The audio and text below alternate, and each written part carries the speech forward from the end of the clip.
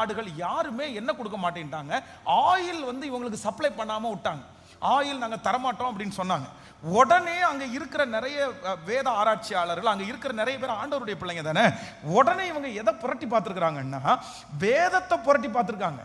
வேதத்தை புரட்டி பார்த்தா அதுல எழுதப்பட்டிருக்கிறது, இந்த இடத்துல ஆசேர் புத்திரபாக்கம் உடையவனாய் இருந்து தன் காலை எண்ணெயிலே தோய்ப்பான். இந்த வசனத்தை பிடிச்சிட்டு ஆசேலுக்கு இந்த ஆசீர்வாதம் அவன் தலைமையில இருக்குது. அவன் எந்த இடத்துல குடியிருக்கிறான்னு பாருங்கன்னா கடலோர பகுதியில் குடியிருக்கிற அந்த இடத்துல கரெக்டா தொலை போட்டு பார்த்தா அங்க உள்ள அவர்களுக்கு தேவையான ஆயில் இன்னைக்கு வரைக்கும் அவங்களுக்கு அந்த இடத்துல கிடைக்குதாம். இத்தனை ஆண்டுகள் தாண்டி.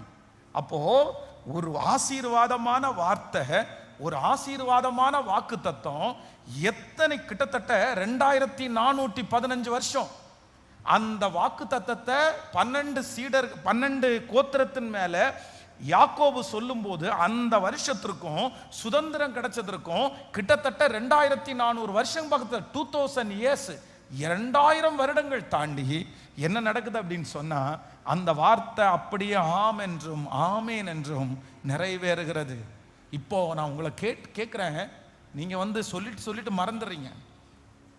நான் அப்படிதான் ஒரு முடிவுக்கு வந்திருக்கிறீங்க. நான் மனசுல ஒன்றும் வைக்கிறது இல்லைன்னு சொல்றீங்க. ஆனா அந்த நேரத்தில் நீங்க எரிஞ்சு தானே சபிக்கிறீங்க. அந்த நேரத்தில் மனசு வருத்தத்தோட தானே நீங்க சபிக்கிறீங்க. அந்த நேரத்தில் உங்க மனசு நொந்து தானே நீங்க சபிக்கிறீங்க. எப்படி இது ஒரு நாள் உங்க கண்ணில் நீங்க அதை பார்க்க கூடாது. அதற்கு மாறாக நான் என்ன சொல்றேன் அப்படின்னு சொன்னா, முடிஞ்ச வரைக்கும் உங்க பிள்ளைகளை என்ன பண்ணுங்க, சத்தமா சொல்லுங்க, நீ நல்லா வருவேன்னு சொல்லுங்க, உன்னுடைய வளர்ச்சியை நான் பார்ப்பேன்னு சொல்லுங்க, ஆண்டவர் உன்னை பயன்படுத்துவார்னு நான் பார்க்குறேன்னு சொல்லுங்க. நீ இப்படி பண்ணாத, நீ ஆசீர்வதிக்கப்பட்டவன் அப்படின்னு சொல்லுங்க. சபிக்காதீங்க, சபிக்காதீங்க, யாரையுமே சபிக்காதீங்க.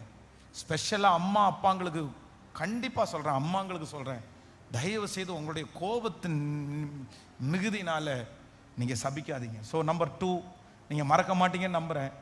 நீங்கள் ஏன் சபிக்கக்கூடாது அப்படின்னு சொன்னால், சாபம் என்றைக்காவது ஒரு நாள் உங்கள் கண்களுக்கு முன்னாடி என்ன பண்ணும். நம்பர் 1, முதலாவது நீங்கள் சபிக்கக்கூடாது. என்ன காரணம்? சாபம் என்ன பண்ணுமாமா?